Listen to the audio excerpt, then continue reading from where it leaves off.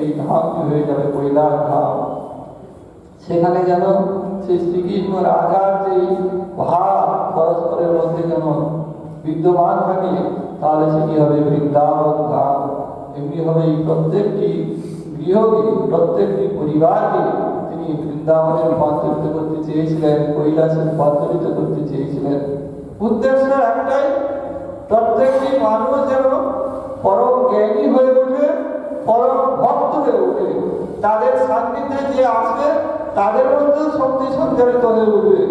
অর্থাৎ একজন যদি ত্যাগী ব্যক্তি, তার যদি সত্যি ব্রহ্মজ্ঞান লাভ হয়ে থাকে, তার সান্নিধ্যে এলে যতই মায়া মোহ সে পতিত হোক না কেন মানুষ, তার সংস্পর্শে এলে তার ভিতরেও ত্যাগের ভাব সঞ্চারিত হবে।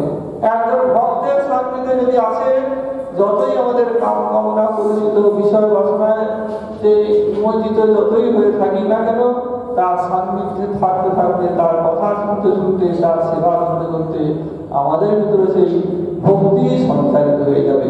ঠাকুর মহারাজ এই জিনিসটি একান্তভাবে চেয়েছিলেন। তাই গৃহস্থরা যাতে আদর্শ গৃহস্থ হয়, সেইটি তিনি একান্তভাবে চেয়েছিলেন। এবং তার লক্ষণটা কি বলছে, তোমাদের পরিবারে সবই থাকবে, পিতা মাতা ভাই বন্ধু আত্মীয় স্বজন স্ত্রী পুত্র কন্যা সবই কিছুই থাকবে, কিন্তু তোমরা থাকবে নির্লিপ্ত। প্রত্যেকেই তোমাকে মনে করবে তার আপনজন। পিতা মনে করবে যেমন সুন্দর সেই শ্রদ্ধা সম্পন্ন সন্তান হয় না, আবার পুত্র মনে করবে এমন স্নেহপরায়ণ পিতা হয় না, স্ত্রী মনে করবে এমন স্বামী কেউ লাভ করে নাই, আবার স্বামী মনে করবে এমন পতিপরায়ণা স্ত্রীও জগতে কেউ, সহধর্মিণীও কেউ জগতে লাভ করে নাই। আত্মীয় স্বজন তারা মনে করবে এমন আত্মীয় আর আমরা কোথাও পাবো না, বা যারা ভাই বন্ধু তারাও মনে করবে যে এমন ভাই আর জগতে পাওয়া যায় না। বন্ধুরা মনে করবে এমন হৃদয়ের একান্ত আপনজন আর কোথাও পাই না, কিন্তু তোমরা থাকবে নির্লিপ্ত। ঠাকুর মহারাজ এমনিভাবে নির্লিপ্ত সংসারী গড়ে তোলার জন্য আদর্শ গৃহস্থের কথা বারবার তিনি আমাদের শুনিয়েছেন, জানিয়েছেন। বলছেন তোমরা আদর্শ হও, যে যে ভূমিকাতে থাকে। পিতা হলে আদর্শ পিতা হও, মাতা হলে আদর্শ মাতা হও, সন্তান হলে আদর্শ সন্তান হও, কিংবা বন্ধু হলে আদর্শ বন্ধু হও। যার সান্নিধ্য ছেড়ে যেতে দুপোটা চোখের জল পড়বে। ঠাকুর মহারাজ তেমনি ভাবেই আদর্শ মানুষ তৈরি করতে চেয়েছিলেন, এবং সেই আদর্শ মানুষই ধীরে ধীরে দেবতায় রূপান্তরিত হবে, ধীরে ধীরে ঈশ্বরত্বে প্রতিষ্ঠিত হবে, ধীরে ধীরে ব্রহ্ম সাহায্য লাভ করে তাদের জীবনের যে লক্ষ্য সেটি পরিপূরণ করতে পারবে। আবার তিনি চেয়েছিলেন চতুরাশ্রম প্রথা, যা যুগে এটি প্রবর্তিত হয়েছিল, প্রতিপালিত হতো, প্রচলিত ছিল। সেই 25 বছর পর্যন্ত ব্রহ্মচর্য জীবন যাপন গুরুগৃহে থেকে, তারপরে 25 বছর সংসার জীবন, তার সেই পুত্র কন্যাকে নিয়ে তাদের জীবন যাপন করতে হবে। তারপর 50 বছরের পরে বানপ্রস্থ, অর্থাৎ সংসার থেকে নির্লিপ্ত হয়ে আলাদা স্থানে কুটির বেঁধে হোক বা কিংবা সংসারে থাকলেও আলাদা ঘরে থেকে নিজের ধ্যান ধারণা জপ সাধনা ইত্যাদি করতে হবে। আর 75 বছর বয়স হলে সমস্ত কিছু ছেড়ে দিয়ে গুরুর কাছে গিয়ে কিংবা ত্যাগীর কাছে গিয়ে সন্ন্যাস গ্রহণ করে জীবনের যে চরম লক্ষ্য ব্রহ্মজ্ঞান সেটি পাওয়ার জন্য তারা সাধন ভজন করবে।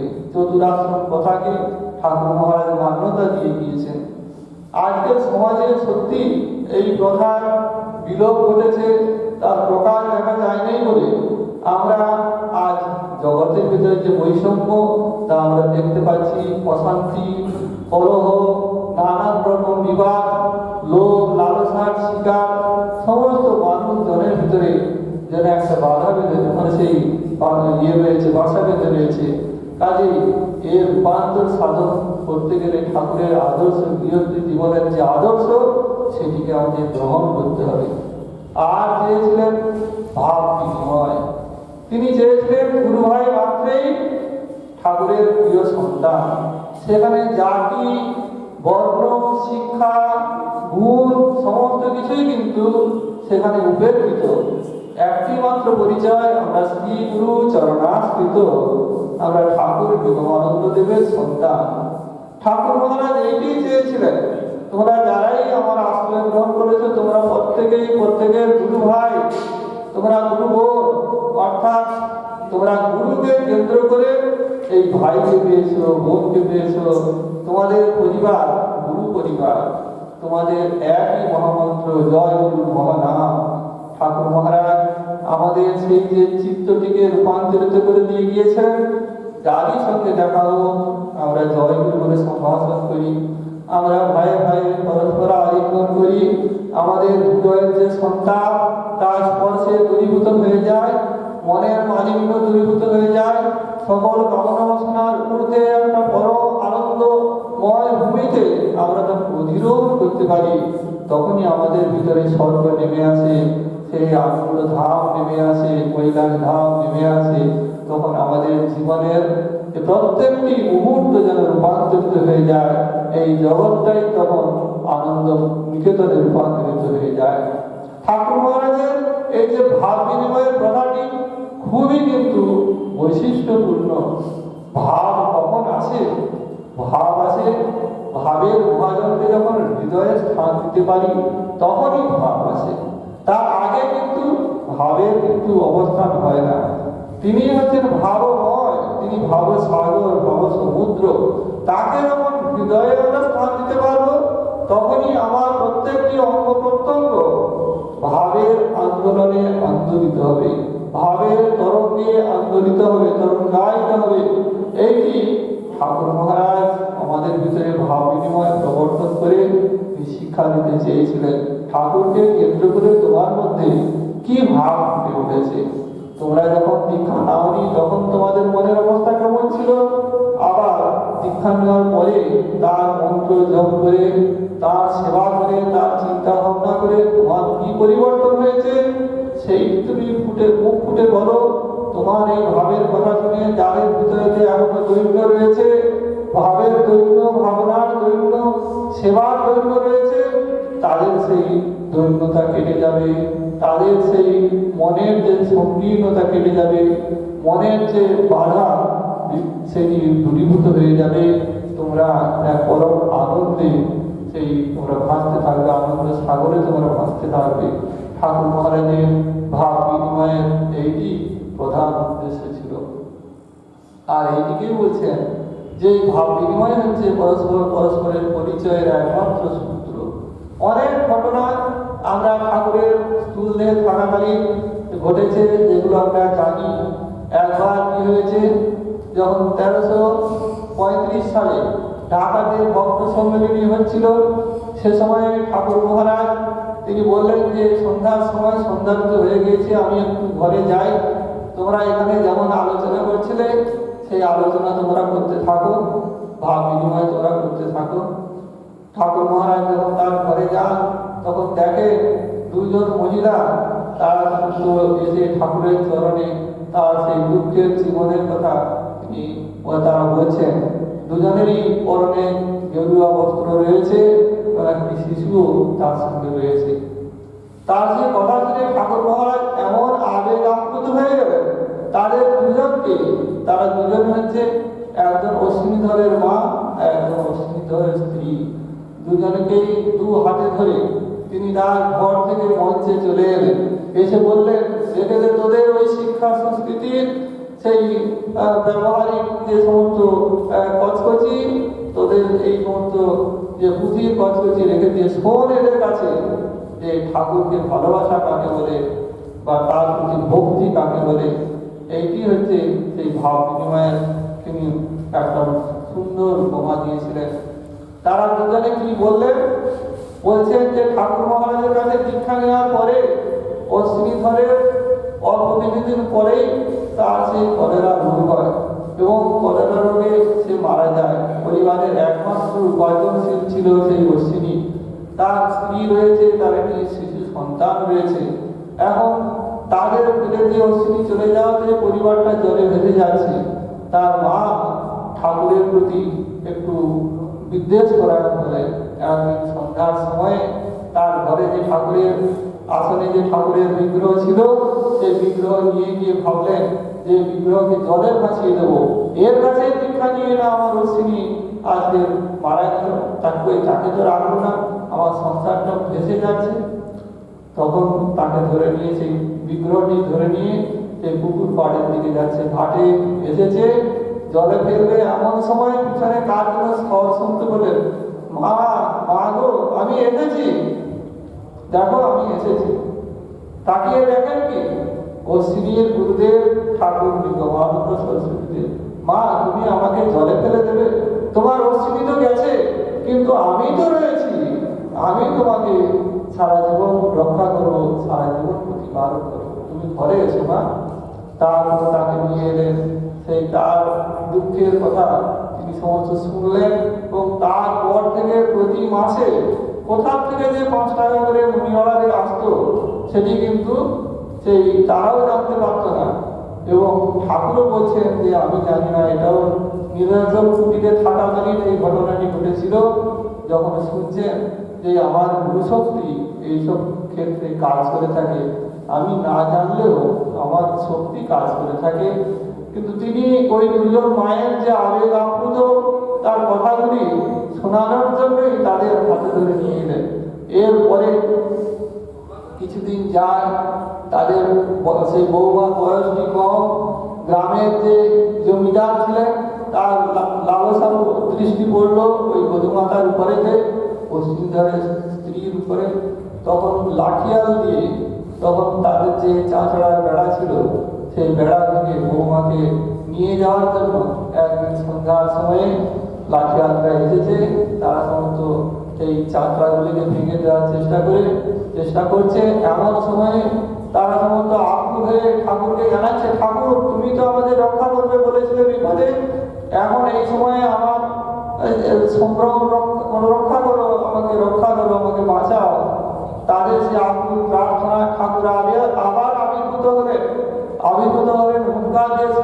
হুঙ্কার ছাড়লেন, সেই ত্রিশূল হাতে শিবের রুদ্র মূর্তি, সেই মূর্তিতে তিনি আবির্ভূত হলেন। তার সেই হুঙ্কারে সমস্ত লোকজন যারা এসেছিল লাঠিয়াল ভয়ে পালিয়ে গেল। মা তোমাদের চিন্তা নেই, আমি এসেছি, তোমাদের সবসময় রক্ষা করবো, তোমরা রাত বিরেতে আর বেরিও না কোথাও, তোমাদের গেরুয়া কাপড় দিয়ে গেলাম, তোমরা সবসময় এই দুটি কাপড় পরবে, তোমাদের ভাবনা কিছু নেই, চিন্তা কিছু নেই, আমি তোমাদের সবসময় রক্ষা করব। এই ঠাকুর মহারাজ এই ঘটনাটি শুনে এত আবেগ আপ্লুত হয়েছিলেন, সেই কথাগুলি শোনানোর জন্য তিনি মঞ্চে তাদের দুজনকে উপস্থিত করিয়েছিলেন। এমনিভাবে পুরোনো দিনের যে সমস্ত কাহিনীগুলো আমরা জানি, সেখানে ঠাকুর মহারাজ ভক্তদের কথা শুনে তিনি আবেগে আপ্লুত হয়েছেন যে তোরা এত জানিস, এত বুঝেছিস, আমার কৃপা আমার লীলা, কিন্তু আমি তো করি না কিছুই, আমার গুরুশক্তি তোদের ভালোবাসায় ভাবে আকৃষ্ট হয়ে তোদের সবসময় রক্ষা করছে। গোবিন্দ তুল্য ঠাকুর মহারাজের পরম প্রিয় সন্তান, বগুড়ায় তার বাস, সামান্য 5 টাকা বেতনের চাকরি করে। যখনই ঠাকুরের আহ্বান শুনে তার চাকরির ক্ষেত্রে ছুটি পাওয়ার জন্য তার উপরের কর্তা তার পায়ে জড়িয়ে ধরে যে ঠাকুর আমাকে ডেকেছেন, আমাকে যেতে হবে, আমাকে অনুমতি দিন, আমাকে ছুটি দিন। আচ্ছা ঠিক আছে যাও। এমনি সে গোবিন্দ তুল্য ঠাকুর মহারাজকে খুবই ভালোবাসেন। একবার স্বামী নদী যাওয়ার জন্য তার অর্থ নাই, তখন করলেন কি যে 5 টাকা তার সেই ট্রেনের ভাড়া কোথায় পাবেন, তার নিজের ভিতরের ঘটিটি বন্ধল রেখে তিনি যে 5টি টাকা জোগাড় করে তিনি মহাপুর সমুদ্রে গেলেন। এই হলো গোবিন্দ তুল্যকে ঠাকুর খুবই ভালোবাসতেন, স্নেহ করতেন। তাই বগুড়ায় আরো কিছু ভক্ত ছিল, গোবিন্দ, হরপ্রসাদ ছিলেন, ললিত মোহন, এরা সমস্ত ঠাকুরের অন্তরঙ্গ প্রিয় পার্শ্বদ ছিলেন। একবার ঠাকুর মহারাজ সন্ধ্যারতির সময় মঠে তিনি বসে, যখন আরতি শেষ হচ্ছে তখন তিনি বসে তার গৌরাঙ্গ ঘরের সামনে বসে গড়গড়ায় তিনি সেই তামাক খাচ্ছেন। আর যারা সমস্ত মন্ত্রীবাসীরা ছিল তারা সমস্ত ঠাকুরকে প্রণাম করে যাত্রা করে যাচ্ছে। কিন্তু সেদিন ঠাকুর মহারাজের মনটা খুব আনমনা ছিল। আমাদের সত্য চৈতন্য ব্রহ্মচারী ঠাকুরের স্নেহের সন্তান আত্মজীবনের সম্পাদক, তিনি ঠাকুর মহাশয় বলছেন, ঠাকুর আজকে আপনার মনটা যেন একটু সেই মানে সেই আনমনা দেখছি, আপনি কি কারো চিন্তা করছেন? যে হ্যাঁ, এই সময়টা আমি আমার প্রিয় সন্তানদের একবার করে দেখে আসি, কে কি করছে, কে কেমন ভাবে আমাকে স্মরণ করছে, কে আমাকে ডাকছে, গভীরভাবে ডাকলে করছে ঠাকুরের আর হৃদয়কে আকর্ষণ করা যায়। ঠাকুরের এই কথাতেই আমরা পরিষ্কার বুঝতে পারলাম যে কে কিভাবে ডাকছে, আমি সেই সাড়া দেওয়ার জন্য যাই, দেখে আসি একবার সবাইকে। যে এখন এই মুহূর্তে আপনি কার কথা চিন্তা করছিলেন ঠাকুর? যে আমি গোবিন্দ পুতুলের কথা চিন্তা করছিলাম। তখন তিনি নোট করে নিলেন, তাই নোট করে পরের দিন চিঠি লিখলেন গোবিন্দ পুতুলকে, যে গোবিন্দ দা, আপনি অমুক তারিখে অমুক সময়ে কি করছিলেন? আপনি কি কোনো বিশেষ অনুভূতি পেয়েছিলেন? তখন গোবিন্দ পুতুল তার উত্তরে বলছেন যে হ্যাঁ, আমি যখন জবে বসেছি সন্ধ্যার সময়, সেই ঠাকুর মহারাজের ধ্যান করছি, এমন সময় আমার সেই বদ্ধ ঘরের দরজায় যেন কেউ কড়া নামলো, গোবিন্দ গোবিন্দ আমি এসেছি। গলাটা ভারী শুনে যে এমন সময় কে, তার সেই আসন থেকে তিনি উঠে সেই ঘরের দরজাটি খুলে দেখলেন যে ঠাকুর মহারাজ চৌকাঠের দুদিকে হাত দিয়ে বলছে, গোবিন্দ কেমন আছিস রে? আমি তোকে দেখতে এলাম। ঠাকুর মহারাজকে দেখে হতচকিত হয়েছে, এই সন্ধ্যার সময় ঠাকুর মহারাজ কোথায় ফিরে এলেন? তিনি তাকে বসার জন্য আসন আনতে গিয়ে যখন ঘুরে এসে দেখেন ঠাকুর আর নাই। আমি এইরকমই দর্শন পেয়েছি। অর্থাৎ ঠাকুর মহারাজ এক জায়গায় থাকলেও যে সর্বত্র বিদ্যমান থাকে, যারা ভাবুক লোক, ভক্ত লোক, তারা সেটা উপলব্ধি করতে পারে, তারা কায় মোহর পালন করতে পারে, তারা সর্বত্র বিদ্যমান থেকে তাদের প্রিয় ভক্তদের যে মনের বাসনা, আকাঙ্ক্ষা, কামনা, সেগুলো তিনি পূরণ করতে পারেন, তাদের দর্শন দিতে পারেন, তাদের বিভিন্নভাবে স্মরণের ভিতর দিয়ে মনটিকে উচ্চ গ্রামেতে তুলে দিতে পারেন। ভাব বিনিময়ে এই সমস্ত যে কাহিনীগুলি আমরা যতই শুনি, ততই আমরা নিজেদের হতভাগ্যবান মনে করি যে তারা ঠাকুরকে এত প্রিয়ভাবে, এত ভালোভাবে, এত বন্ধুভাবে, এত সখাভাবে তারা যে পেয়েছিলেন, পিতাভাবে পেয়েছিলেন, যাতে করে ঠাকুর মহারাজও তাদের সান্নিধ্যে এসে আনন্দে উৎফুল্ল হতেন, আনন্দে তার হৃদয় আরো যেন প্রসারিত হয়ে যেত। ঠাকুর মহারাজের এই ভাব বিনিময় কথা তাই আমাদের কাছে বিশেষ আকর্ষণীয়। ঠাকুর মহারাজের ভাব বিনিময়ের ভিতর দিয়ে আমাদের চিত্তের উৎকর্ষ সাধনের ব্যবস্থা করে গিয়েছেন। তাহলে আমরা সামগ্রিকভাবে দেখতে পাই এই সমস্ত যে আদর্শ গৃহস্থ জীবন গঠন, সংঘশক্তি প্রতিষ্ঠা, ভাব বিনিময়, এই কিসের লক্ষ্য? হচ্ছে সনাতন ধর্মের প্রচার প্রসার যাতে হওয়া অসাম্প্রদায়িকভাবে, তারই লক্ষণ এগুলি। সনাতন ধর্মেই আমাদের শিক্ষা দেয় আদর্শ গৃহস্থ হতে, সনাতন ধর্মেই আমাদের শিক্ষা দেয় সংঘ শক্তির বিকাশ সাধন করতে, সংঘ গঠন করতে, এবং সনাতন ধর্মই আমাদের শিক্ষা দেয় আমরা পরস্পরের ভাই, পরস্পরের গুরু ভাই, পরস্পরের আত্মার আত্মীয়। আমাদের পিতা মাতার সঙ্গে সম্পর্ক এক জন্মে, এই জন্মে আমার হয়তো পিতা রয়েছে, মাতা রয়েছে, কিন্তু আমি যখন মারা যাব, তারপরে আবার যখন জন্ম হবে, ওই পিতা মাতাকে আমরা তখন আর পিতা মাতা রূপে পাবো না। প্রত্যেকটি জন্মে আমাদের পৃথক পৃথক পিতা মাতা হচ্ছে। কোনো কোনো ক্ষেত্রে হয়তো যেটা উলট পালট হতে পারে, বা হয়তো একবার হয়তো সেই এক জন্মের পিতা পরের জন্মের পিতা হতে পারে, কিন্তু আমাদের স্বাভাবিকভাবে শাস্ত্র বলছে এই যে পিতা মাতা, আত্মীয় স্বজন, বন্ধু বান্ধব, স্ত্রী পুত্র পরিবার, ওগুলো এক জন্মে, কিন্তু গুরুর সঙ্গে যে সান্নিধ্য, গুরুর সঙ্গে যে সম্পর্ক, এটা কিন্তু চিরজীবনে। আমরা যখন সেই ব্রহ্ম ভাবনা থেকে, ব্রহ্ম ভাব থেকে বিচ্যুত হয়ে এই সংসারে এসেছি, তখন আমাদের ভিতরে কিন্তু সেই গুরুদেব আবিষ্ট হয়ে রয়েছেন, এবং তিনি আমাদের ধীরে ধীরে চৈতন্য সত্তার বিকাশ সাধন করে আমাদের মুক্তি মোক্ষের দিকে নিয়ে চলিয়েছেন। এবং প্রত্যেক ধর্মেই তিনি বিভিন্ন রূপ দিয়ে, গুরুরূপে আমাদের চেতনাকে মুক্ত করছেন, স্বাধীন করছেন, আমাদের চেতনাকে আস্তে আস্তে করে ব্রহ্ম চেতনায় রূপান্তরিত করছেন। কাজে গুরুর সঙ্গে সম্পর্ক জন্ম জন্মান্তরে, পিতামাতার সঙ্গে সম্পর্ক এক জন্মের। ঠাকুর মহারাজ পুনঃ তাই বলছেন যে তোরা তো কেবল আমার এই জন্মের শিষ্য নইস, আমার কাজ করবি বলেই তোরা বারবার আমার পিছনে ঘুরে বেড়াচ্ছিস। এই যে চিদানন্দ, ও 3 জন্ম ধরে আমার পিছনে ঘুরে বেড়াচ্ছে। এমনি ভাবে আরো কয়েকজনের কথা তিনি বলেছিলেন, যারা জন্ম জন্মান্তর ধরে ঠাকুর মহারাজের সঙ্গ লাভের জন্য, তার কার্য করার জন্য, তার কার্যে সহায়তা করার জন্য নিজেদের যৌবন জীবন সমস্ত উৎসর্গ করেছেন। আমরা সেই সমস্ত কাজেই লক্ষ্য হচ্ছে আমাদের একটাই, ঠাকুর মহারাজের যে সনাতন ধর্মের প্রচার, সৎশিক্ষা বিস্তার এবং জীব সেবা, এর মধ্য দিয়ে আমাদের চিত্তের যেমন উৎকর্ষ সাধিত হবে, চিত্ত শুদ্ধি সাধিত হবে, তেমনি আমরা আদর্শ বিরোধ হতে পারবো, সঙ্গ গঠনে ব্রতী হতে পারবো, পরস্পর ভাব বিনিময়ের ভিতর দিয়ে পরস্পরকে আমরা উপলব্ধি করতে পারবো। ঠাকুর মহারাজ তার জীবনে কিভাবে লীলা করছে সে যদি প্রকাশ না করে আমরা তা কি ধরতে পারবো, বুঝতে পারবো?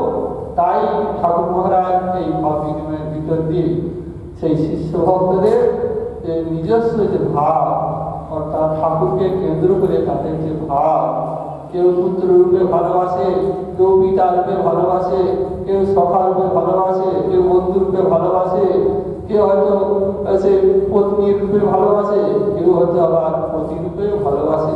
বিভিন্ন ভাবে তার শিষ্যবর্গ তাকে ভালোবেসে এসেছেন। সেই ভালোবাসার মুকুটমণি শ্রী শ্রী ঠাকুর মহারাজ, তাকে কেন্দ্র করেই আমাদের ভাবের আবর্তন চলছে, ভাবের লীলা প্রকাশিত হয়ে চলেছে। আমরা সেই একটি তার যে ভাব সমুদ্রের একটি লীলা আগমন, ঠাকুর মহারাজ তাই আমাদের এত ভালোবাসেন, এত স্নেহ করেন। তিনি জানতেন পুরুষোত্তম শ্রীকৃষ্ণ যেমন বৃন্দাবনে একমাত্রই পুরুষ, আর সকলেই গোপিনী, অর্থাৎ শ্রীরাধা অঙ্গসম্ভূত। ঠাকুর নিগমানন্দের এই সারস্ব সম্প্রদায়ে একমাত্র পুরুষ হচ্ছেন ঠাকুর নিগমানন্দ সরস্বতী দেব, আর তার শিষ্যবর্গ হচ্ছেন সেই সুধাংশুবালা বংশ সম্প্রদায়। সে দেহ পুরুষ হতে পারে, সে দেহ স্ত্রী হতে পারে, সে দেহ বালক বালিকা হতে পারে, কিন্তু তিনি জানেন যে তার শিষ্যবর্গ সকলেই তার প্রিয়তমা পত্নী, যাকে সাধনা করার জন্যই তিনি এত ত্যাগ স্বীকার করেছেন, সেই সুধাংশুবালারই বংশ সম্ভূত। সকল সন্তানই তার কাছে সুধাংশুবালার প্রিয় বিগ্রহ বলে তিনি ধারণা করতেন। তাই তিনি আমাদের এত ভালোবাসতেন, এত স্নেহ করতেন, এত আবদার রক্ষা করার জন্য এত আমাদের কাছে এসেছেন, এবং তার জন্যই এই সম্মেলনী প্রবর্তন করেছেন। আমরা সেই সম্মেলনী আজ 106 বর্ষে পদার্পণ করেছে। সমস্ত কিছুর ভিতরে গড়া ভাঙা হয়েছে, বা আমাদের আর্যদর্পণ পত্রিকাও 1.5 বছর বন্ধ হয়েছিল, বা আমাদের মঠ আশ্রমের বিভিন্ন জায়গায় পরিবর্তন হয়েছে। আমাদের ঢাকা আশ্রম পূর্বচরিতে চলে এসছে, বা পূর্ব বাংলা আশ্রম বাংলার থেকে সেই পূর্ব বাংলা থেকে গিয়েছে, এখন সেই ত্রিপুরাতে গিয়েছে, বিভিন্ন জায়গায় রূপান্তরিত হয়ে গিয়েছে। কিন্তু ঠাকুর মহারাজের সম্মেলনী একবারের জন্য বন্ধ হয়নি। এরকম অনেক ঘটনা ঘটেছে যেখানে যে তারিখ পরিবর্তন হয়েছে, বা স্থান পরিবর্তন হয়েছে, বা মাস 1 মাস নির্ধারিত হয়েছে, কিন্তু বন্ধ হয়নি। আমরা যখন ঢাকায় গিয়েছিলাম বেশ কয়েক বছর আগে, সেখানে জগৎবন্ধু সুন্দরের যে আশ্রম একটি রয়েছে ঢাকায়, আমরা সেখানে দর্শনের জন্য গিয়েছিলাম। সেখানকার যিনি মহারাজ ছিলেন কান্তিবন্ধু ব্রহ্মচারী, তিনি যখন শুনলেন যে ঠাকুর প্রবর্তিত ভক্ত সম্মেলনের 92তম অধিবেশন অনুষ্ঠিত হয়ে গিয়েছে, তিনি আশ্চর্য হয়ে বললেন যে ঠাকুর নিগমানন্দ দেবের কি এমন শক্তি রয়েছে যে আজ প্রায় 100 বছর ধরে আপনারা অবিচ্ছিন্ন গতিতে এই সম্মেলনীর অনুষ্ঠান চালিয়ে যাচ্ছে। আমরাও চেষ্টা করেছি, 2 বছর 3 বছর পরে আর আমরা কিন্তু চালাতে পারিনি, সেটা ধারাবাহিকতা রক্ষা করতে পারিনি। আপনাদের ঠাকুরের ভিতরে কি এমন শক্তি রয়েছে যাতে করে এতদিন ধরে আপনারা তার আহ্বানেতে এক জায়গায় গিয়ে জড়ো হন। সত্যি ঠাকুরের কি শক্তি! আমরা যদি এইটুকু অন্তত চিন্তা ভাবনা করি, তাহলে অসীম শক্তিধর ঠাকুর মহারাজের কিছুটা মাহাত্ম্য আমরা উপলব্ধি করতে পারব। সেই অসীম শক্তিধর ঠাকুর মহারাজের জয় হোক, তার ভক্ত সংগ্রামী জয় হোক, তার ভক্তগণের জয় হোক, ভক্ত ভগবানের লীলাক্ষেত্র মঠ আশ্রমগুলি জয় হোক, সকলের জয় ঘোষণা করে আমার বক্তব্যের ঘোষণা করছি। সর্বে ভবন্তু সুখিনো, সর্বে সন্তু নিরাময়া, সর্বে ভদ্রাণি পশ্যন্তু, মা কশ্চিৎ দুঃখভাগ ভবেৎ। ওম শান্তি শান্তি শান্তি। জয় জয়।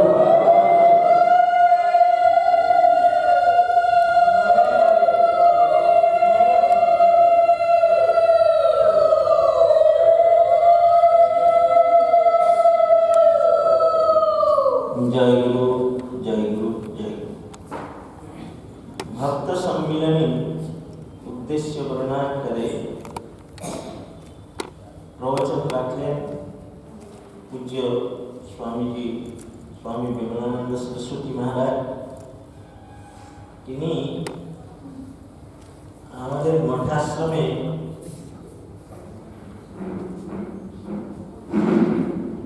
पूज्यपाद महंत महाराज के छेड़े যত আমরা সবাই রয়েছি, তার যে ঠাকুরের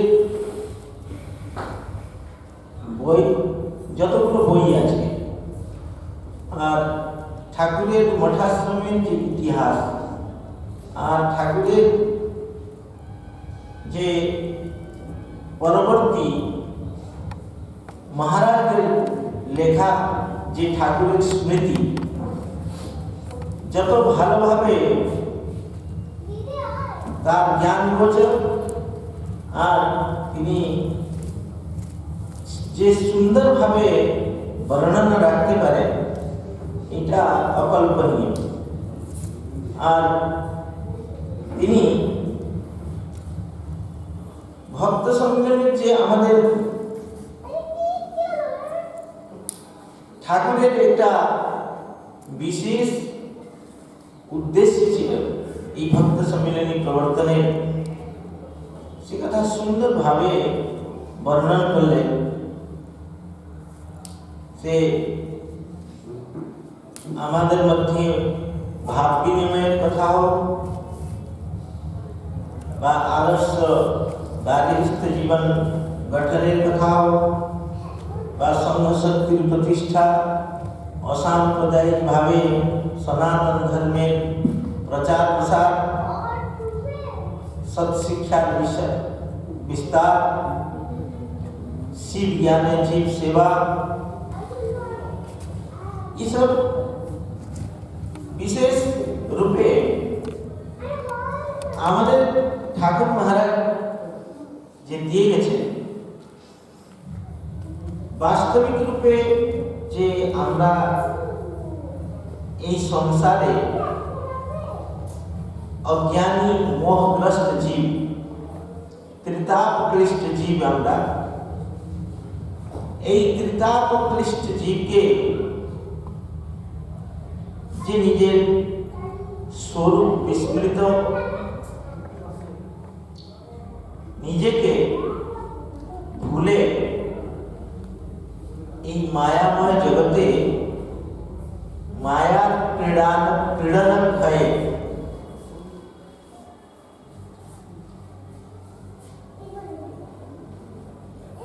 মায়াময় যে শরীর, এই শরীরে যেটাকে আমরা বলি দেহাত্মবোধ, এই বোধ করে সে কষ্ট পাচ্ছে। যেমন ভগবান বুদ্ধদেব অনুভব করেছিলেন সর্বম দুঃখম দুঃখম, সবকিছু দুঃখই দুঃখ, সংসারে সুখ নেই। কিন্তু মায়ার এমন খেলা যে আমরা ভাবছি খুব ভালোই সুখে আছি। তো বাস্তবিক ये যে সংসার দুঃখময়, ভগবান যেভাবে গীতাতে বলছেন দুঃখালয়ম অশাশ্বতম, অনিত্যম অসুখম লোকম, এই জিনিস বুঝিয়ে বা আমাদের মধ্যে সেই জ্ঞানের সঞ্চার করাতে, জ্ঞানের সঞ্চার মানে এমনি জ্ঞানের সঞ্চার হয় না, যতক্ষণ যেভাবে মহারাজ বললেন, যতক্ষণ ভাব শুদ্ধি বা অন্তঃকরণ শুদ্ধ না হয় ততদিন জ্ঞানের উদয় হয় না। জ্ঞানম উৎপত্তিতে পুংসা क्षया पापस्य कर्मण, पाप कर्म क्षय ना हले ज्ञान उदय হয়। তো পাপের ক্ষয় হবে কি করে? তো পাপের ক্ষয় হবে এইসব গুরুদেবের কর্ম করে, গুরুদেবের আদেশকে পালন করে, গুরুদেব যে সাধন পন্থা আমাদের দিয়ে গেছেন সেগুলোকে অনুসরণ করে, আর বিশেষ করে যে ব্রহ্মবিদ বরিষ্ঠ গুরুদেব তার নিরন্তর যে স্মরণ, হাতে তার কাজ, মনে তার স্মরণ, মুখে তার কথা, কর্ণে তার কথার শ্রবণ ইত্যাদি ইত্যাদি মাধ্যমে তার একটা সারূপ্য লাভ আমাদের হয়। আর বিশেষ করে একটা কথা আমার মনে পড়লো আজকে, ঠাকুর অনেক জায়গায় ভাব লোকের কথা বলে গেছেন। যে ভাব লোক একটু আমরা বুঝবার চেষ্টা করি। প্রত্যেক যে দেব দেবীর যারা উপাসক হয়, যারা উপাসনা করে, আপনি দেখবেন শিবের যারা উপাসনা করে শিবের স্তুতিতে পাঠ করবেন শিবলোকম অবাপ্নোতি, বিষ্ণুলোকম অবাপ্নোতি, এইরকম মানে প্রত্যেক দেব দেবী যে স্তোত্র পাঠের মাধ্যমে আমরা দেখি যে তার একটা লোকের বর্ণনা আছে। আর ঠাকুর মহারাজ যে ভাবলোকের কথা বলে গেছেন, সেই ভাবলোকটা তিনি বলেছেন যে নির্গুণ যে ভগবানের স্বরূপ আর সগুণ যে ভগবানের রূপ, তার সন্ধিস্থলে, সেই সন্ধিস্থলে নিত্য লোক ভাবলোক। সেই ভাবলোকে আমাদের যে ইষ্ট মানে যে শিবকে আরাধনা করে, তার জন্য শিব আর পার্বতী, আর যে রামজিকে উপাস্য মনে করে তার জন্য রাম আর সীতা, যে বিষ্ণুর আরাধনা করে তার জন্য বিষ্ণু আর লক্ষ্মী। এইভাবে ভগবান লীলা করছেন। আর আমাদের ঠাকুর মহারাজ সেইভাবে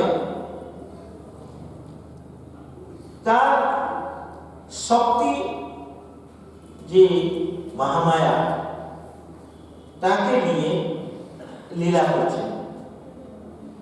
আর প্রত্যেক যে উপাস্য দেব, সেই উপাস্য দেব সেই ভক্তদের ভাবের বিগ্রহ রূপে সেইখানে লীলা করছেন। তার নিজের যে উপাসক সবাইকে নিয়ে সেই নিত্য লোকের কথা আমরা প্রায় শ্রবণ করে ঠাকুরের বইতে বা মহারাজদের কথাতে ঠাকুর জ্ঞান চক্রের এই কথাটা বর্ণন করেছে। তো সেই নিত্যলোক ভাবলোক লাভ করার জন্য তার যে সাধন প্রণালী, সেই সাধন প্রণালীটা এই ঠাকুর আমাদের বলে রেখেছেন। একরকম এটাকে আমরা ভেবে চলি যেরকম একটা মুখ্য যখন নাটক হয় তার জন্য আগে একটু রিহার্সাল করতে হয়, তাহলে নাটকটা মানে ভালো করে তো সুন্দর করে অনুষ্ঠিত হয়। সেরকম আমরা এই মর সংসারে, এই যে মর্ত্য লোকে ঠাকুরকে নিয়ে, ঠাকুর রস স্বরূপ, আনন্দ স্বরূপ, তিনি স্বরূপে ব্রহ্মরূপে তো প্রতিষ্ঠিত আছেনই, তাছাড়া তিনি স্বরূপেও ভক্তের মনোবাঞ্ছিত বিগ্রহ রূপেও তিনি ভক্তের কাছে সেইভাবে বেড়াবেন। এই মর জগতে আমরা তার সঙ্গে এই প্রকার লীলা করতে করতে যখন সেটা পরিপক্কতা আমাদের আসছে, যে ঠাকুর আমাদের সেখানেই তার চরণ সান্নিধ্যে নিয়ে যাচ্ছে, যে আমরা প্রায় বলি ঠাকুর মহারাজও বলেছেন কথার সঙ্গে ভাবের একটা মিল আছে। বলছেন যে বৈষ্ণব লোক যখন মারা যায়, যারা রামের ভক্ত তাদেরকে বলা হয় সাকেতবাসী হয়েছে, বিষ্ণুর ভক্ত গোলকবাসী হয়েছে। এইরকম কাউকে বলা হয় গঙ্গা প্রাপ্তি হয়েছে। আর আমরা কি বলি? ঠাকুরের চরণাশ্রয় লাভ করেছি। আমরা আজকে যে ভক্তদের জন্য আমরা প্রার্থনা করলাম, তারা ঠাকুরের চরণাশ্রয় লাভ করেছে। মানে ঠাকুরের চরণাশ্রয় লাভ করা মানে সেই ভাবলোকে, সেই ঠাকুরের সঙ্গে সেই নিত্য ভাবলোকে লীলা করা। সেই আমরাও এই সংঘ সম্মিলনী আর ঠাকুরের মঠাশ্রমের সেবা বা ঠাকুরের দ্বারা যে প্রদত্ত মন্ত্রের জপ সাধন বা এইসব যে কর্ম প্রণালী আমাদের ঠাকুর মহারাজ দিয়ে গেছেন, তার মধ্যে আমরা সেই ভাবকে প্রাপ্ত করে ঠাকুরের চরণে নিত্য স্থান প্রাপ্ত করার অধিকারী হওয়ার একটা রাস্তা, একটা পন্থা, একটা সাধন। এই কথা দেখুন, একটা সারূপ্য লাভ হয়, যেটাকে ব্রহ্ম সারূপ্য বা যারা একেবারে জ্ঞানে প্রতিষ্ঠিত হয়ে যায়, যেমন নির্বিকল্পক সমাধি যারা লাভ করে, তারা ব্রহ্মভূত হয়ে যায়। ব্রহ্মভূত প্রসন্নাত্মা ন শোচতি ন কাঙ্ক্ষতি, এরকম অবস্থা। আর ভক্তদের জন্য এইরকম ব্যবস্থা।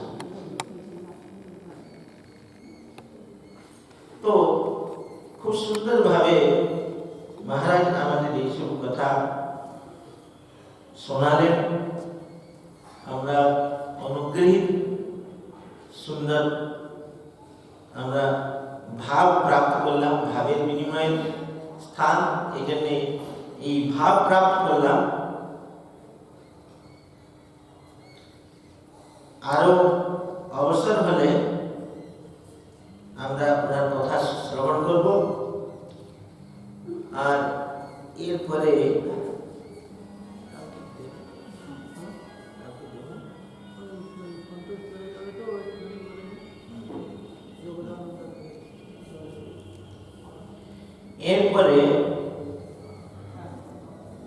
শ্রীমস্বামী জগদানন্দ সরস্বতী মহারাজ,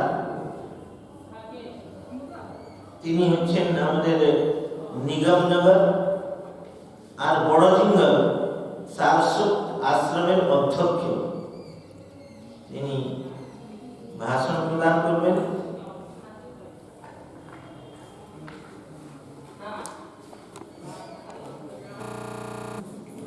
জয় গুরু, জয় মা।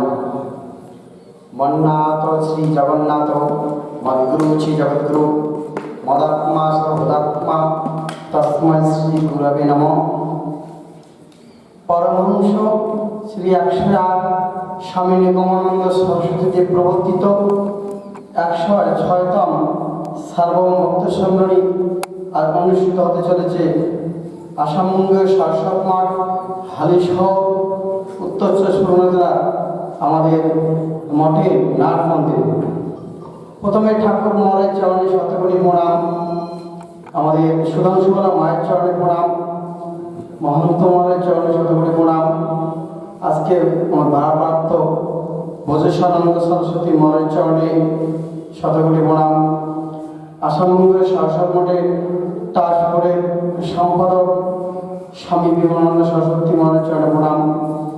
উপস্থিত দয়ানন্দ সরস্বতী মহারাজ, আমাদের অদ্বৈতানন্দ নাথ মহারাজ, পরিবেশানন্দ চৈতন্য মহারাজ, সুধা চৈতন্য মহারাজ, এখানে আমাদের বিষ্ণু চৈতন্য মহারাজ, আমাদের শিল্পী আছেন এখানে রানা দাস দাদা এবং রাকেশ গুপ্ত মহোদয়, ভক্তবিন্দু, বয়োজ্যেষ্ঠ গুরু ভাই, জগৎজননী মায়েদের, ছোট ছোট বাচ্চাদের সবাইকে জানাই জয় গুরু, জয় মা, প্রীতি সম্ভাষণ ও ভালোবাসা। আমরা এতকাল কিছুক্ষণ আগে স্বামী বিবেকানন্দ সরস্বতী মহারাজের বক্তব্য শুনলাম, যে সম্মেলনের উদ্দেশ্য নিয়ে সুন্দর ব্যাখ্যা করলেন। ওদের বলার পর আমাদের কিছু থাকে না। যাই হোক, সম্মেলনের উদ্দেশ্য নিয়ে আমি একটা বলবো। সম্মেলনের 3টা উদ্দেশ্য: আদর্শ গার্হস্থ্য জীবন গঠন, ভাব বিনিময়, সঙ্গ শক্তির প্রতিষ্ঠা। যে আদর্শ গার্হস্থ্য জীবন গঠন করতে গেলে আমাদের একটা সুন্দর প্রচেষ্টা ঠাকুর মহারাজ করে দিয়ে গেছেন, একটা শৃঙ্খলা করে দিয়ে গেছেন। সেই শৃঙ্খলাটা যদি আমরা সুন্দরভাবে ঠাকুরের মানি, তবে কিন্তু আদর্শ গার্হস্থ্য গঠন করা হবে। না, আদর্শ গার্হস্থ্য গঠন করতে হলে ঠাকুরের বলছেন তোমরা এই পারে কাজকর্ম করো, ওই পারে তার দায়িত্ব ছেড়ে দাও আমার উপর, তোমরা শূন্য করে দাও, আমি পূর্ণ করে দেব, তোমার লিপ্ত হও। ঠাকুর মহারাজ সে বলছেন ছোট ছোট কাজের ভিতরেই কিন্তু ঠাকুরকে লাভ করা যায়। আদর্শ সংগঠন করতে গেলে মায়েরা আজকাল মুষ্টির চালের একটা কথা বলছেন নিয়ম পঞ্চক পালনের মধ্যে, যে মুষ্টির চাল রাখতে গেলে অনেক জনের মায়েরা করেন কি, যে মুষ্টির চাল রান্না করার সময় 1 মুষ্টি না রেখে যখন মুষ্টি কালেকশন করতে আসে বস্তা থেকে 2 কিলো 3 কিলো চাল বের করে দেয়। এটা কখনো মুষ্টির চাল হয় না। মুষ্টির চাল রাখতে হবে, যে যখন রান্না করবে 1 কিলো চাল থেকে 1 কিলো চাল থেকে জয় গুরু জয় বলে মুষ্টির চাল রাখতে হবে। ওই 1 মুষ্টির চাল দিয়া অনেক কাজ হয়। কি কাজ হয়? ঠাকুর মহারাজের মঠ আশ্রমের ভোগের সেবায় লাগে, সন্ন্যাসী ব্রহ্মচারীগণ প্রসাদ পান, আমাদের শিষ্য ভক্তগণ প্রসাদ পান, দরিদ্রের সেবা হয়, ভাতের ভ্যানটা ব্রহ্মতারা খান, তারপরে আমাদের যা থাকে কুকুরগুলো পোশাক পান, তারপরে অনেক পিঁপড়ে যা থাকে তারাও কিন্তু সে পোশাক পান। এক মুষ্টি চাল দিয়া অনেক কিছু সে কাজ হতে পারে। এক মুষ্টি চাল দিয়ে রেখে আপনারা যে রান্না করলেন সেটাও কিন্তু ভক্ত হিসেবে আমরা ঠাকুরের প্রসাদ পালাম। যদি করে এটা না করি তাহলে হবে না। মহন্ত মহারাজ নির্দেশ করেছেন যে আজকে আমাদের দীক্ষার বলেন যে বৃহস্পতিবারটা দিন আমিষ ভোজন করা যাবে না। একাদশী, অমাবস্যা, পূর্ণিমা, সংক্রান্তি দীক্ষার বলেন মহারাজ একাদশী, পূর্ণিমা, অমাবস্যা, সংক্রান্তি আমিষ ভোজন করা যাবে না। মহন্ত মহারাজ নির্দেশটা মানতে হবে, ঠাকুর মহারাজ নির্দেশ মানতে হবে। আমরা ঠাকুরের কাজ করব, আমরা আদর্শ আশ্রম গঠন করব। এই এক মুষ্টি চাল যদি আমরা ঠিকভাবে না রাখি তাহলে কিন্তু কিছুতেই কি করা যাবে না। একবার একজন সাধু অনেক বিভিন্ন জায়গায় ঘুরে বেড়াতে একটা কালী মন্দিরে পৌঁছে গেছেন। পৌঁছে গিয়ে দেখেন সেখানে বললেন আমি একটু থাকবো কালী মন্দিরে আজকে রাত্রিবেলা। ঠিক আছে থাকেন। তো অনেক ছেলেপেলে আছে, কেউ চাল আনলো, কেউ ডাল আনলো, কেউ সবজি আনলো, আর সাধু বাবাকে দিলেন।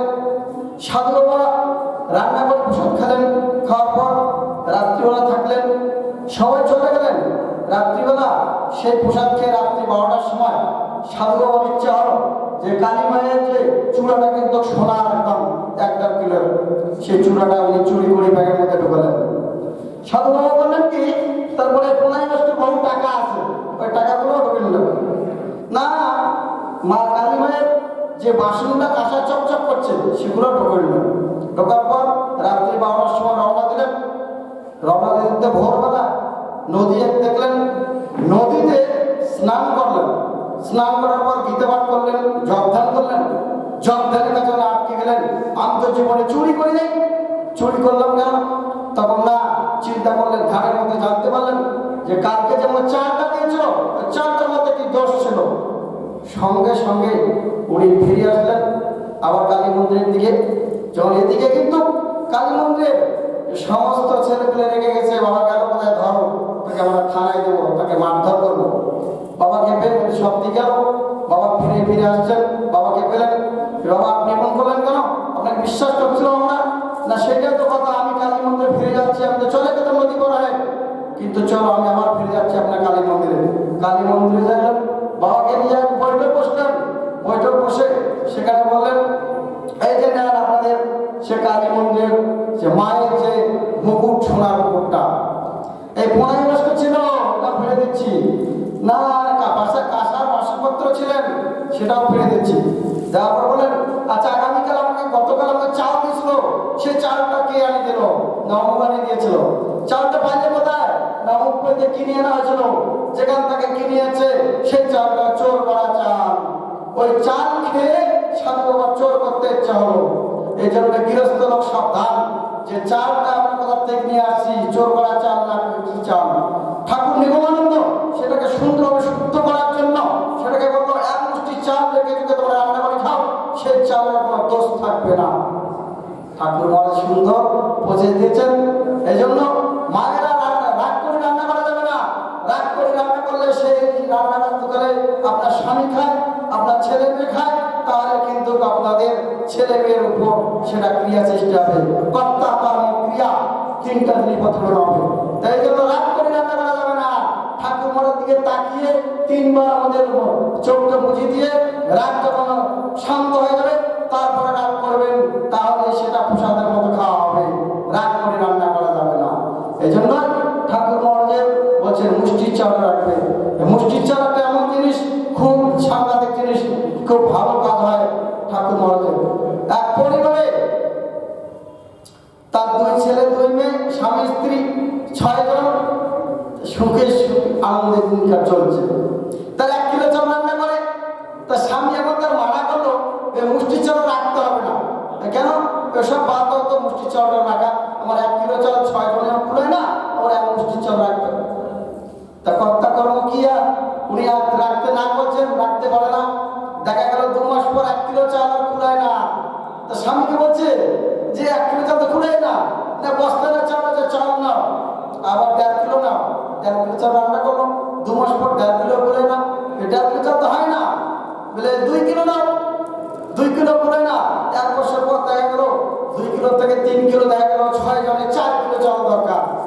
যখন 4 কিলো জল দরকার তখন তার স্বামী স্ত্রী দ্বন্দ্ব, কোনো চাষবাস হয় না, ব্যবসা বাণিজ্য চলে না, মানে লক্ষ্মী ছাড়া হয়ে গেছে তাকে বলে।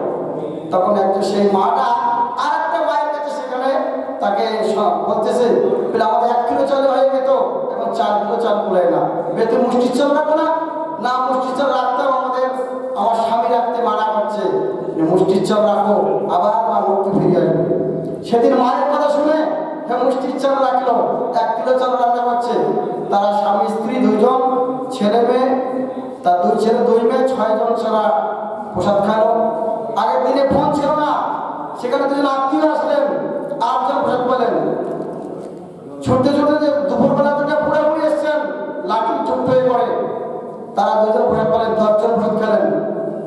খাওয়ার পরেও হাড়ির মধ্যে অন্ন থেকে গেল, সেখানে 1 কিলো চাল শেষ করতে পারেন না। আস্তে আস্তে স্বামী স্ত্রী কোনো ঝগড়া হয় না, চারপাশ সুন্দর হয়, ব্যবসা হয়, মা লক্ষ্মী কিন্তু ফিরে আসলো। মুষ্টির চাল রাখলে কোনোদিন অভাব থাকবে না, কোনোদিন অন্ন বস্ত্র কোনো অভাব থাকবে না, বাড়িতে শান্তি ফিরে আসবে। এটা হচ্ছে একটা কথা। ঠাকুর মহারাজ বলছেন, যারা আর্য ধর্ম গ্রহণ করেন না তাকে আমি শিষ্য বলে গ্রহণ করি না। ঠাকুর মহারাজের কাটছাট কথা, যারা আমি শিষ্য আর্য ধর্ম গ্রহণ করেন তাকেই আমি শিষ্য বলে আমি মনে করি। তা স্বামী স্ত্রী আছেন, ছেলে মেয়ে আছেন, একটু 4 বছর একটু অসুবিধা হয়েছে, ঋণী হয়েছেন। স্বামী চিন্তা করছেন, আমি আত্মহত্যা করবো, আমি সংসার চালাতে পারছি না, আমি আর থাকবো না। দোকান বাজার থেকে বীজ নিয়ে আসছেন, পকেটের মধ্যে বীজ আছে। এবারে সন্ধ্যার সময় ঠাকুর মহারাজকে প্রণাম করতে গেছেন, ঠাকুর মহারাজকে প্রণাম করে মূর্তিযুদ্ধ হয়। এবারে মূর্তি গেছেন, ঠাকুর মহারাজকে প্রণাম করার সময় আর্য দর্পণটা ঠাকুরের পাশে ছিল, আসনের সামনে। আর্য দর্পণে লেখা আছে, আত্মহত্যা মহাপাপ, আমার উপর যারা নির্ভরতা করে বড় বড় বিপদ থেকে আমি রক্ষা করি। এই কথা বলতে কান্নাকাটি করছে। ছেলে বলছে, বাবা তোমার কি হলো? মেয়ে বলছে, বাবা তোমার কি হলো? স্ত্রী বলছে, তুমি এখনই মানুষটা আসলে বাজার থেকে, তোমার কি হলো? না, আমি আত্মহত্যা করতে চাইছিলাম, আত্মহত্যা করবো না, ঠাকুর আমায় বাঁচিয়ে দিল। এই জন্য আপনারা সকলে আর্য দর্পণ গ্রহণ করবেন, ঘরে ঘরে আর্য দর্পণ। এই আমাদের উত্তরবঙ্গে কুচবিহারের মোটামুটি 1200 আর্য দর্পণ যায়। সামান্য একটা বিমল স্বামী মহারাজ আমাকে এই কথাটা বলছেন।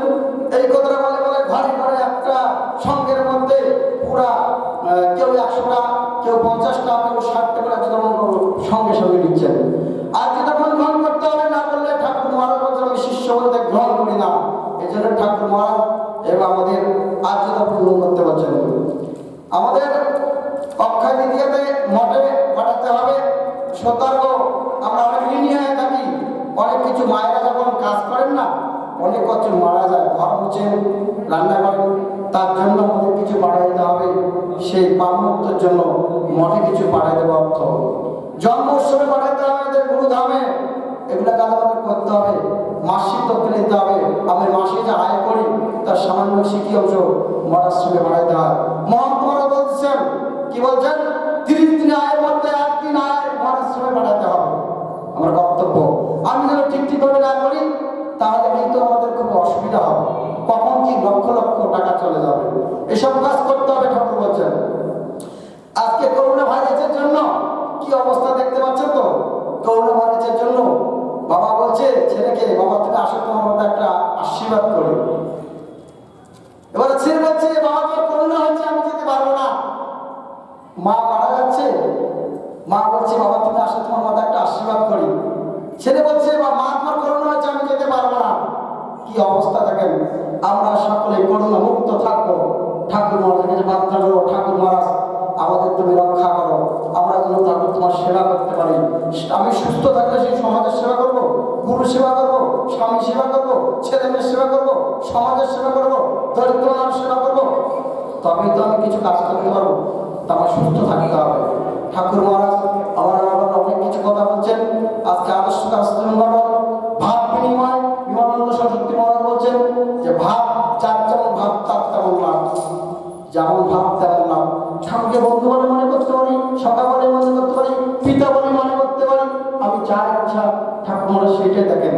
আমরা সত্যিকারের ঠাকুর মহারাজকে ভালোবাসি। সকাল 7টার মধ্যে ঠাকুর মহারাজকে পূজা দিতে হবে, তার যতটুকু তার পূজা দিতে হবে। আমরা অনেক পরিবারে করি কি না, 12টার সময় ছোট ছোট করে লঘু দানা দিয়ে পূজা করে, ঠাকুর মহারাজ মনে খায় না। এটা তো হবে না। সকাল 7টার মধ্যে ঠাকুর মহারাজের পূজা দিয়ে আমরা প্রসাদ পাবো। ঠাকুর মহারাজকে সেটাই আমাদের কর্তব্য। ঠাকুর মহারাজের বাড়ি, ঠাকুর মহারাজের ছেলে মেয়ে, ঠাকুর মহারাজের সবকিছু, আমার কিচ্ছু নাই। আমি যেন একটা ভাড়া বাড়ির মতো পড়ে আছি, ঠাকুর মহারাজের সবকিছু। এই হচ্ছে আমাদের ভাব, তার লাভ। এবং আর হচ্ছে আমাদের যে দাসত্ব ভাব। দাসত্ব ভাব কেমন না, রামচন্দ্র হনুমান, রামচন্দ্র যা আজ্ঞা করেন হনুমান তা পালন করেন। এবারে দাসত্ব গেল। এবারে আমাদের ভগবান কৃষ্ণ যশোদা তার বাল্যভাব দেখেন। যখন কৃষ্ণের যজ্ঞ হয়েছিল তখন রাধাকে ঢুকতে নিষেধ, মা যশোদাকে ঢুকতে নিষেধ, ঢুকতে দেবে না, নিমন্ত্রণ কার্ড নাই। তখন ঢুকতে দেবেন না। তখন সেই সময় মা যশোদা কানুনে কানুনে বলে রাখছেন, আর সেই সময় পূর্ণাহুতি না দিয়ে মাকে এসে জড়িয়ে ধরলেন। দেখতে পাচ্ছেন সুন্দর ভাব। এই জন্য ঠাকুর মহারাজের কাজ আমরা ঠিকভাবে করবো। আমাদের যে আদর্শতা সংগঠন আর হচ্ছে ভাব বিনিময়, সংঘ শক্তির প্রতিষ্ঠা, একসঙ্গে মিলে অনেক কাজ করা যায়, একসঙ্গে মিলে অনেক কাজ করা যায়। এই কয়েকদিন আগে মহন্ত মহারাজের আদেশে, স্বামী বিমলানন্দ সরস্বতী মহারাজের আদেশে আমরা ছোট্ট ছোট্ট কাজ নিয়ে একটা বড় কাজে হাত দিয়েছি। সেটা আমরা বলছি আজকে, যে আমাদের নিগমনগর আশ্রমে যে বর্তমান আমাদের এবারে জন্ম উৎসবটা হয় নাই, বিভাগীয় সম্মেলনী হয় নাই, চেন্নাইতে সম্মেলনী হল না। আজকে মহন্ত মহারাজের আদেশে, বিমলানন্দ সরস্বতী মহারাজের আদেশে 11,025 স্কোয়ার ফুটের আমরা একটা প্রসাদাঙ্গন কাজ করেছি এই 20 তারিখ, গত 20 তারিখ ডিসেম্বর মাসে। এটা কার আদেশ? মহন্ত মহারাজের আদেশ, বিমল মহারাজে করছি। তাই একটু করে দিয়া ঠাকুর মহারাজকে বলেছিলেন, এক জমিদার কি বলছিলেন, ঠাকুর তোমার কার কাছে ভিক্ষা করতে হবে না, আমি একা সবকিছু দেবো। ঠাকুর বলছেন দেখো, আমি একা, তুমি সবকিছু করে দাও, অহংকার হবে, ঘাট হবে, সেখানে তোমার জঙ্গল হয়ে যাবে, কাজ বাস করবে। সবাইকে দিনে দিনে বড় আশ্রমে কাজ করো, তাহলে কিন্তু ভালোবাসা থাকবে। ভিক্ষা করতে হয়। ভিক্ষা করলে কি হয়? অহংকার না যায়। অহংকার না হলে কি হয়? ভক্তি হয়। জ্ঞান আর ভক্তি যতক্ষণ না হবে ততক্ষণ লক্ষ্য মুক্তি লাভ হবে না। ঠাকুর নিগমানন্দ কে পরীক্ষা করছিল? সচ্চিদানন্দ কি পরীক্ষা করছিল? নবনিকেতনে যখন ছিলেন গুরুর আশ্রমে, সচ্চিদানন্দ আশ্রমে, তাকে দিয়েছিল ঘাস কাটতে দিয়েছিল। ঘোড়ার ঘাস কাটতে দিয়েছে, গরু দেখতে দিয়েছে, রান্না করতে দিয়েছে, পূজা করতে দিয়েছে, রান্না করতে দিয়েছে। এত কাজ করার পরে বলে মছলি খাওয়া বাঙালি। তার এই সব কথা শুনে ব্রহ্মানন্দকে বললেন, সচ্চিদানন্দ সেবক, যে নবনী বললেন, ভাই ব্রহ্মানন্দ, আমি আশ্রমে থাকবো না, কাল আগামীকাল চলে যাবো। কেন? না, গুরুদেবের এত কাজ করে আমাকে ছাড়ে না। গুরুদেব করছেন কি, ইচ্ছা করে একটা ছোট বাছুর ছেড়ে দিয়েছেন। ছেড়ে দিয়েছেন যখন, বাছুরটাকে তাকে ধরতে ধরতে ধরতে পারেন না, সেখানে তারপরে কোনো রাগ হয়ে গেলেন। চিন্তা করলেন গুরুদেব ইচ্ছে করে বাছুরটা ছেড়ে দিলে, বড় বাছুরটা আবার ইচ্ছে করে ধরতে বলে, এর কারণ কি? আগামীকাল চলে যাবো। তখন ব্রহ্মানন্দ বললেন, নবনীকান্ত ভাই দেখো, গুরুদেব এসে ইচ্ছা করে করতেছেন তোমাকে পরীক্ষা করার জন্য। জীবত্ব ধ্বংস হলে তোমাকে সম্মান দেবেন। জীবত্ব কি? কামগত ব্রহ্ম, হিংসা, রাগ, তার নাম জীবত্ব। ধ্বংস হলে তোমাকে সম্মান দেবেন। সত্যিকারে ভাদ্র মাসের 9 তারিখ নবনীকান্তকে মাথা নেড়া করে সন্ন্যাস দিলেন, নাম দিলেন নিগমানন্দ। নিগমানন্দ তত্ত্ব বেদ। এই জন্য ঠাকুর নিগমানন্দ আজকে সারা সাত জগতের, আমাদের ভারতবর্ষের মধ্যে, পৃথিবীর মধ্যে সর্বশ্রেষ্ঠ গুরু ঠাকুর নিগমানন্দ। তন্ত্র, জ্ঞান, যোগ, প্রেম, চারটা সাধনা সিদ্ধি লাভ করে মহামায়ার কাছে কন্ট্রাক্ট করে আসছেন, যারা আমার কাছে যারা দীক্ষা নেবেন তারা একজনের মোক্ষ মুক্তি লাভ করবেন। যারা দীক্ষা নেওয়ার পর যারা বিরুদ্ধচরণ করবেন তারা 3 জন্মের বেশি সময় লাগবে না। ঠাকুর মহারাজ বলছেন, এ তোমাদের ভিতর ব্রহ্ম, আত্মা, ভগবান 3টা জিনিস ফুটে উঠবে। তোমাদের ভগবান কোথায় থাকে? আমার ভগবান আমার পাশে থাকে। তা ঠাকুর বলছেন, সত্যিকারে যে আমরা ভাগ্যবান। আজকে আমরা যে দুঃখিত যে আজকে চেন্নাই আমাদের সম্মেলনী হতো, কিন্তু করোনা ভাইরাসের জন্য আসাম, বঙ্গের শাসনমার হালি শহর আমাদের ঠাকুর মহারাজের গঙ্গা, গুরু গঙ্গার কাছে আমাদের আজকে সম্মেলনী হচ্ছে। আজকে স্বামী বিবেকানন্দ সরস্বতী মহারাজ এই ব্যবস্থা করছেন। যাই হোক, আমরা এইটুকু পাচ্ছি, এইটুকুই আমরা পাইতাম না। এইটুকু ঠাকুর মহারাজের কৃপা, স্বামী বিবেকানন্দ মহারাজের আমাদের কৃপার জন্য আমরা এটুকু পাচ্ছি। যাই হোক, ঠাকুরের যে আমার শত শত কোটি প্রণাম। আমরা ঠাকুরের কৃপায় আমরা সকলে ধন্য। আজকে 106তম সার্বভৌমত্ব সম্মেলনী মঠে আমাকে দেখতে পাচ্ছি। গুরুগঙ্গা, সামনে গুরুগঙ্গা আছে। আমি ঠাকুর মহারাজ কাছে এইটাই আবেদন করি, ঠাকুর আমাদের জ্ঞান দাও, ভক্তি দাও, শক্তি দাও। এই অনন্তদে আমার এই ক্ষুদ্র হৃদয় তোমার প্রাণ ধারণ করতে অসমর্থ হাতে আমি তোমার মুক্তি কল্পনা করিয়াছি। হে ব্রহ্মময়, হে মঙ্গলময় দেব, তুমি এই মুহূর্তে আবির্ভূত হইয়া চিতাকৃষ্ট বন্ধন মুক্ত করো। হে সৃষ্টি স্থিতি প্রলয়কারী পুনর্বী ভগবান, হে সত্য স্বরূপদেব, তুমি আমার মহোপাস সেবন করো প্রভু। এইগুলো আমার বক্তব্য। ঠাকুর মহারাজ চরণে গঙ্গা জলে গঙ্গা অর্পণ করছি। সর্বে ভগবত সুখিন, সর্বে শান্ত নিরাময়া, সর্বে ভদ্রাণি পশ্যন্তু মা চিন্তন পাবে। ওম শান্তি পৃথিবী শান্তি, আপ শান্তি, সর্ব শান্তি, জগৎ শান্তি, শান্তি দেব শান্তি। জয় গুরু, জয় গুরু, জয় মা।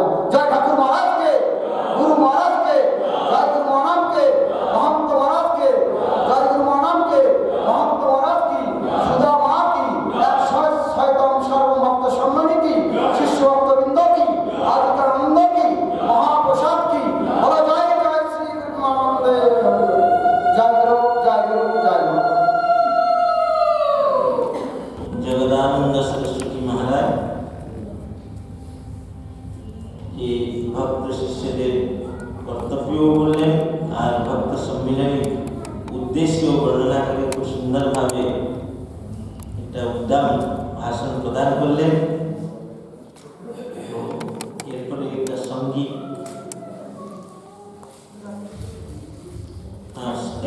একটা সঙ্গীত পরিবেশন করছেন শ্রী রাকেশ গুপ্তা।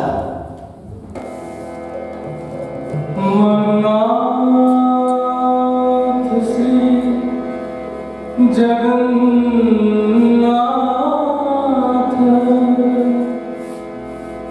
मद्गुरु श्री जगद्गुरु मदात्मा सर्वभूतात्मा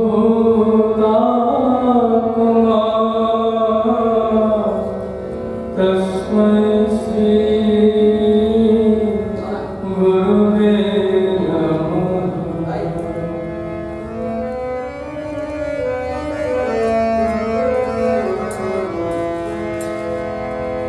के बोले गो भूमि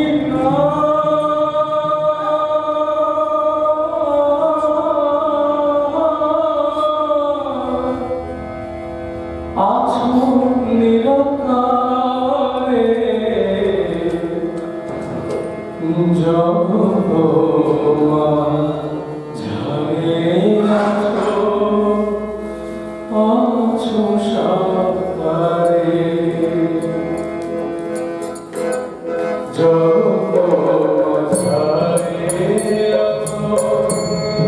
আছো সাকারে। কে বলে গো তুমি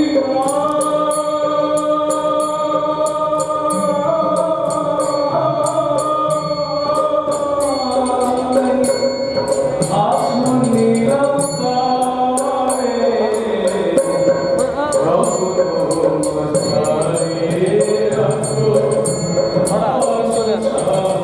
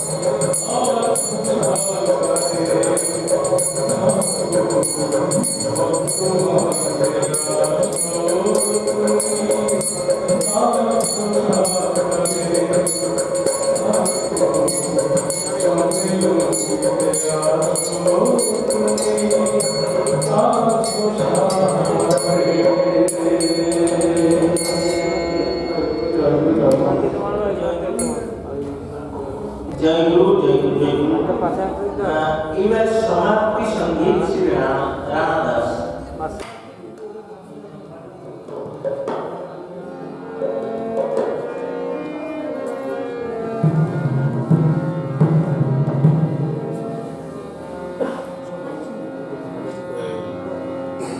जय गुरु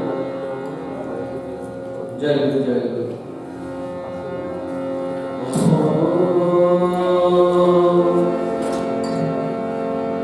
भाषिए दिलाम देवतरी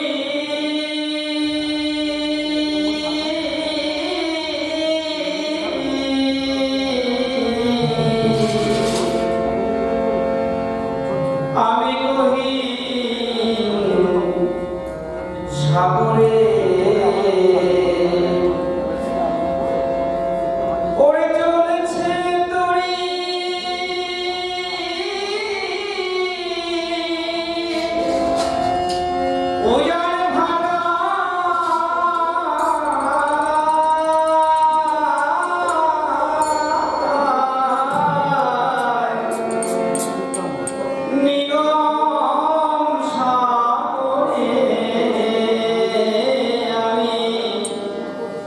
ভাসিয়ে দিলাম দের মতরি সাগরে আমি ভাসিয়ে দিলাম দের মতরি নিগম সাগরে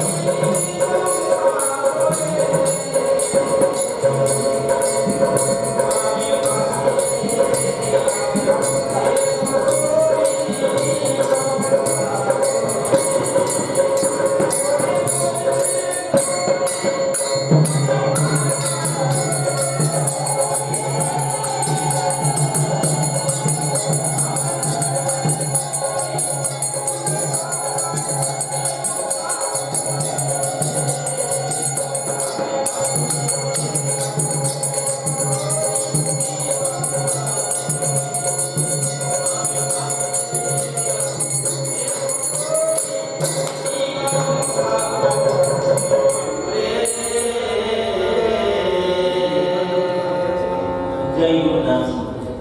জয় গুরু জয় মা। আমাদের এই অনুষ্ঠানটি সমাপ্তি থেকে সভা প্রথম অধিবেশনে একটুখানি পরেই সমাপ্তি ঘটবে। এরপরে আমাদের জয় গুরু নাম সভার পরেই ঠাকুর ঘরে সন্ধ্যা আরতি হবে এবং আমাদের অনুষ্ঠান শেষ হবে। আগামীকাল 12 পৌষ আমাদের দ্বিতীয় দিবস ভক্ত সম্মেলনী, ইংরেজি 28 ডিসেম্বর সোমবার সম্মেলন দ্বিতীয় অধিবেশন অনুষ্ঠিত হবে সকাল 9টায়। তখন শ্রী শ্রী গুরু প্রণাম ও সমানন্দ এবং শ্রী বিদ্যমানন্দ সঙ্গীত ভক্তদের ধর্মিতমান পরিচালনা থাকবেন শ্রী রামায়ণ দাস। এরপর ভারপ্রাপ্ত প্রতিনিধি মহারাজকে শ্রদ্ধামাল্যে বরণ এবং এরপর ভক্ত পরিচিতি অনুষ্ঠানে কুমার মহাত্ম মহারাজ সন্ন্যাসী ব্রহ্মচারী পঞ্চমিত্র বিশিষ্ট ভক্তগণের পরিচয় প্রদান করবেন শ্রী বিমলানন্দ সরস্বতী মহারাজ। এরপর সঙ্গীত করবেন ভাব সঙ্গীত শ্রী রানা দাস। তারপরে ভাব বিনিময় অনুষ্ঠানের উদ্বোধনী ভাষণ প্রদান করবেন ডক্টর শ্রীমৎ স্বামী শঙ্করানন্দ সরস্বতী মহারাজ। তিনি তার ভাষণ পাঠিয়ে দিয়েছেন, এখানে আমরা সেটি বাজিয়ে শুনব। তারপর ভাব বিনিময়ে যে ভক্তরা থাকবেন তাদের সদস্যদের মধ্যে তারা ভাব বিনিময়ে অংশগ্রহণ করতে পারবেন। এরপর সঙ্গীত শ্রী আশিস গুপ্ত, সমাপ্তি সঙ্গীত শ্রী রানা দাস এবং জয়গুরু মহানাম কীর্তন সমবেত হবে। এমনিভাবে আমাদের আগামীকাল সকালবেলা অনুষ্ঠান দ্বিতীয় অধিবেশন সমাপ্ত হবে। জয় গুরু জয় মা।